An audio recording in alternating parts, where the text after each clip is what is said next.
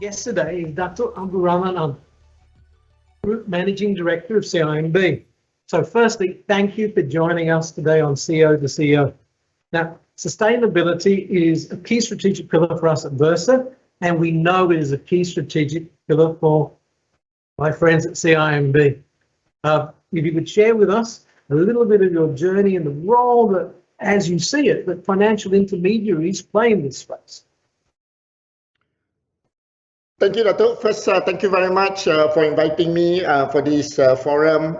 This forum is extremely important given how important it is, the sustainability agenda, for not just for CIMB, but for corporate Malaysia. So it's a real pleasure to be with you today, to able not only to just share effectively the CIMB journey, but also effectively to learn and effectively and see what are the areas that we can actually further improve on. Yeah, as an industry, financial institutions play an extremely critical role in driving sustainability, as we are the facilitator of capital and financial flows.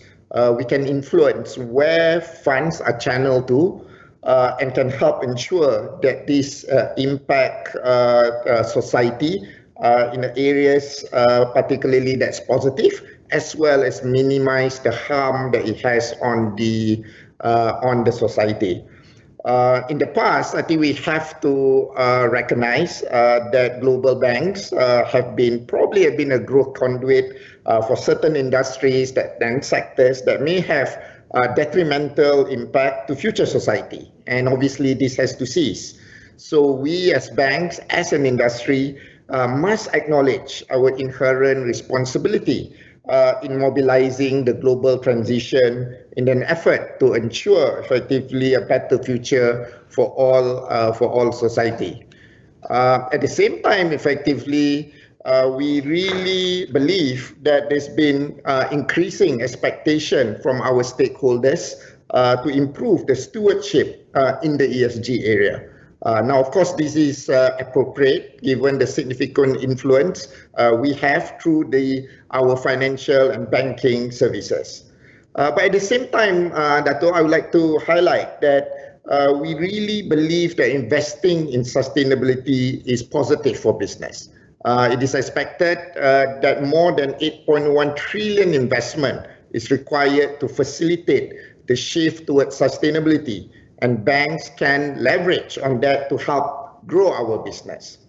Now, specifically on CIMB, I'm sure people are aware that CIMB is one of the ASEAN's leading banking group. We are Malaysia's second largest financial services provider and ASEAN's 5th largest banking group by asset.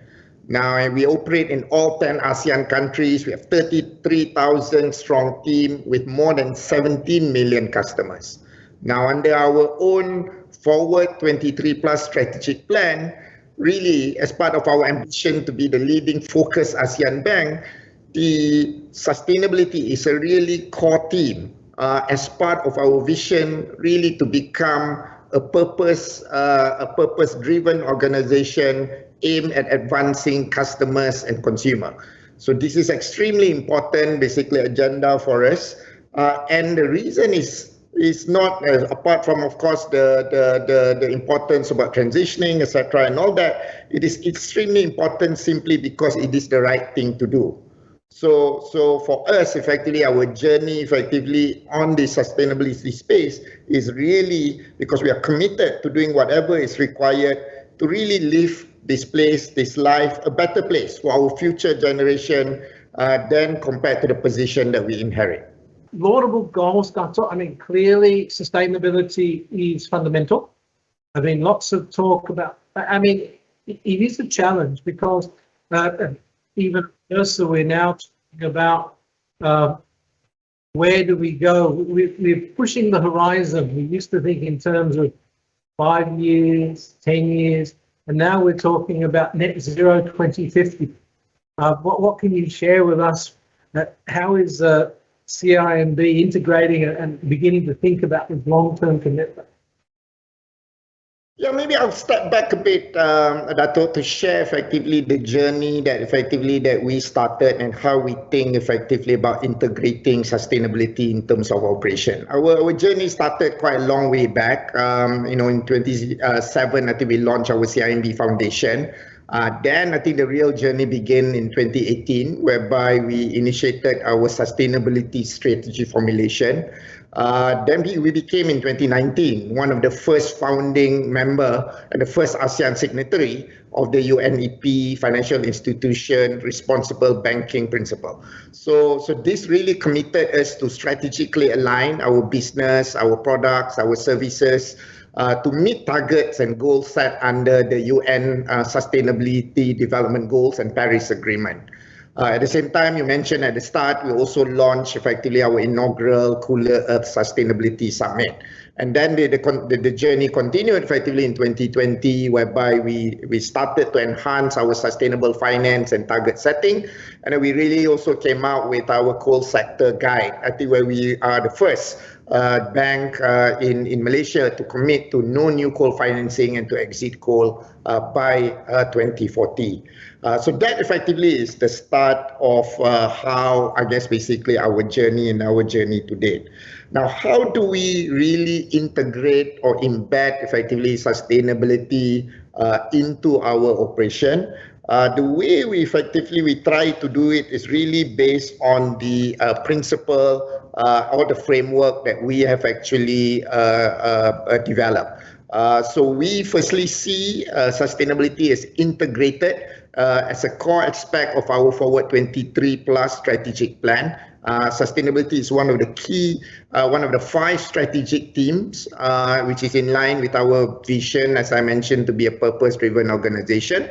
And then we did what we call or develop a clear sustainability roadmap, which revolves really 5 focus areas. The first one is sustainable action. This is how to embed sustainability in our operation, minimizing our carbon footprint in all that we actually do internally.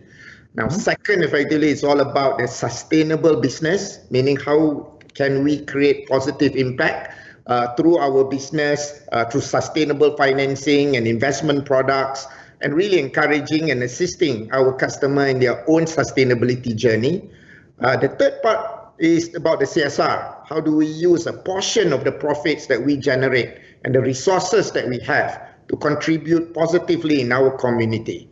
And then we layer this by really inculcating what we call a good governance and risk management framework. This is how do we govern, track, and report sustainability risks. And at the end of the day, also how do we have better and more effective stakeholder engagement? This is how we build capability and capacity internally, as well as engage and raise awareness and champion sustainability externally. So the way we think about it is that to really do this properly, we really got to integrate the so-called sustainability agenda within all of our operation. Now, I wouldn't say that we have delivered it all. It is still work in progress, but we are very conscious through this Sustainability 2024 roadmap that covers these 5 areas, that the journey that we have is robust, and we hope to actually to deliver meaningful impact. Thanks, Dr. I mean, you touched on footprint, and clearly banks and investors are under increasing pressure around reducing the footprint, if you like. Perhaps if you could, Dr., share with us a little bit of the work that CIMB is putting in place around reducing your footprint with your customers and your impact. Yeah, so our focus in this area is mainly on minimizing our negative impact or negative capital through having a clear environment and climate commitment. We are developing this, and then we plan to commit, and this will be forthcoming very soon, to a net zero commitment for Scope 1 and Scope 2 by 2030, and net zero for Scope 1, 2, and 3 by 2050. I think initially, there was a concern whether we would be able, how do we deliver this? But we are now comfortable that we have that path towards making sure that not only we announce the commitment, but we have the path to be an ability to actually to ensure that we meet the commitment that we actually announce. Second, effectively, is really developing and implementing a clear sector guides for our business. I mentioned already about our new coal or no financing of new coal and exit coal by 2040. But we also have what we call a no deforestation and no pit and no exploitation policy that we are integrating to our existing sector guides, whether it's palm oil, construction, forest, oil and gas, and effectively to protect effectively not only our environment but workers and community in the high risk sector. Now, my belief effectively, not only on top of effectively of the environment, we really, particularly in corporate Malaysia, we really got to perhaps focus more. And I think this is something that Bursa's chairman have highlighted, really tackling, I think, the big issue about Malaysia, which is I call labor practices, to really tackle the issue about safeguarding human rights in corporate Malaysia, because I think it's an extremely powerful and important topic that corporate Malaysia need to actually to tackle.